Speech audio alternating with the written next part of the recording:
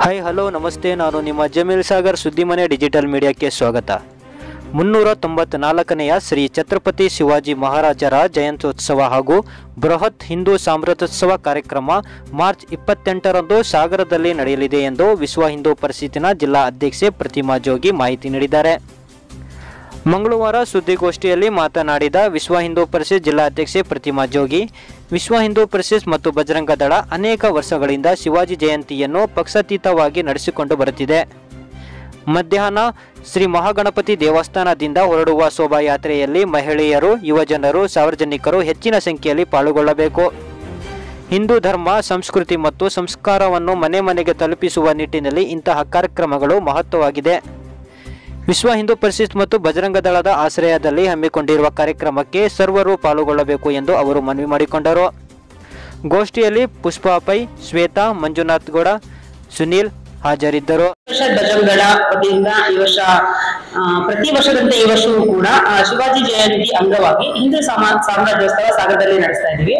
ವಿಶ್ವ ಹಿಂದೂ ಪರಿಷತ್ ಪ್ರತಿ ವರ್ಷದಂತೆ ಈ ವರ್ಷನೂ ಕೂಡ ಮಾಡ್ತಾ ಇದೆ. ಸಮಸ್ತ ಹಿಂದೂ ಬಾಂಧವರು ಕೂಡ ಆಗಮಿಸಿ ಕಾರ್ಯಕ್ರಮನ ಚಂದಗಾಣಿಸ್ಕೊಡ್ಬೇಕು ಅಂತ ಕೇಳ್ಕೊತೀವಿ. ಹೆಚ್ಚಿನ ಸಂಖ್ಯೆಯಲ್ಲಿ ಯುವ ಜನತೆ ಪಾಲ್ಗೊಳ್ಬೇಕು ಅಂತ ಕೇಳ್ಕೊತೀವಿ. ಶಿವಾಜಿ ಜಯಂತಿ ಅಂದ್ರೆ ಎಲ್ಲರ ಮನಸ್ಸಲ್ಲಿ ಮೂಡೋದು ಒಂದು ದೊಡ್ಡ ಬೃಹತ್ ಮಟ್ಟದ ಒಂದು ಸಮಾವೇಶ. ಆ ಸಮಾವೇಶದಲ್ಲಿ ನಾನಾ ತರದ ಡೊಳ್ಳು, ಚಂಡೆ, ಡಿಜೆ ಎಲ್ಲದನ್ನು ಹಾಕಿರ್ತಾರೆ. ಒಂದು ಸಂಭ್ರಮ ಪಟ್ಟು ಹೋಗೋಣ ಅನ್ನೋದು ಯುವ ಜನತೆ ಮನಸ್ಸಲ್ಲಿದೆ.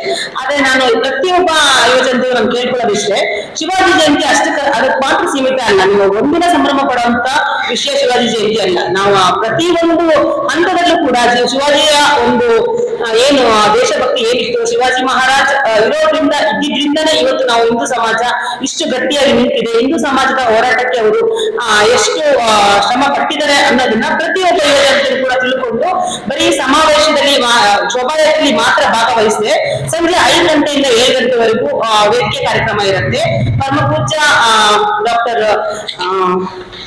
ಬ್ರಹ್ಮಾನಂದ ಸ್ವಾಮೀಜಿಗಳು ಉಜ್ರೆಮಠ ರಾಮ ಸಂಸ್ಥಾನದ ಉಜ್ರೆಮಠ ಸ್ವಾಮೀಜಿಗಳನ್ನ ಕರೆಸಿದ್ದೀವಿ ಕೂಡ. ಅವರು ಈಡಿಗ ಬಿಲ್ಲವ ಸ್ವಾಮೀಜಿಗಳು ತುಂಬಾ ಒಳ್ಳೆಯ ಹಿಂದೂ ಸಮಾಜದ ಬಗ್ಗೆ ಒಂದು ಒಳ್ಳೆ ಮಾತುಗಳನ್ನ ಆಡ್ತಾರೆ. ಅವರ ಆಶೀರ್ವಚನ ತಗೊಳ್ಳೋದ್ರ ಜೊತೆಗೆ ಅವರ ಕೊಡುವಂತಹ ಸಲಹೆ ಏನಿದೆ, ನಮ್ಮ ಮುಂದಿನ ಪೀಳಿಗೆಗೆ ಏನ್ ಬೇಕು ಅನ್ನೋದನ್ನ ಅವ್ರು ಖಂಡಿತವಾಗ್ಲೂ ಒಳ್ಳೆ ಮಾರ್ಗದರ್ಶನ ಕೊಡ್ತಾರೆ. ಅದನ್ನ ಎಲ್ಲರೂ ಕೂಡ ಸದುಪಯೋಗ ಪಡಿಸ್ಕೋಬೇಕು ಅಂತ ನಾನು ಕೇಳ್ಕೊತೀನಿ.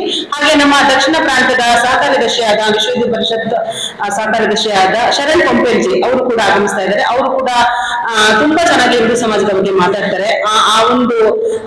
ಒಂದು ಒಳ್ಳೆ ರೀತಿಯ ಒಂದು ಸಭಾ ಕಾರ್ಯಕ್ರಮವನ್ನು ಆಯೋಜನೆ ಮಾಡಿರ್ತೀವಿ. ಆ ಸಭಾ ಕಾರ್ಯಕ್ರಮದಲ್ಲಿ ಕೂತು ಆ ಕಾರ್ಯಕ್ರಮವನ್ನ ಪೂರ್ತಿ ವೀಕ್ಷಣೆ ಮಾಡಿಕೊಂಡು ಆ ಒಂದು ಮಾಹಿತಿಗಳನ್ನ ತಮ್ಮ ಜೀವನದಲ್ಲಿ ಅಳವಡಿಸಿಕೊಂಡು ಯುವ ಜನತೆ ಮುಂದೆ ಬೆಳೆಬೇಕು ಅಂತ ನಾನು ಕೇಳ್ಕೊತೀನಿ. ಹಾಗೆ ಮಾತೆಯರು ಹೆಚ್ಚಿನ ಸಂಖ್ಯೆಯಲ್ಲಿ ಸಭಾ ಕಾರ್ಯಕ್ರಮದಲ್ಲಿ ಭಾಗವಹಿಸಬೇಕು ಅಂತ ನಾನು ಕೇಳ್ಕೊತೀನಿ.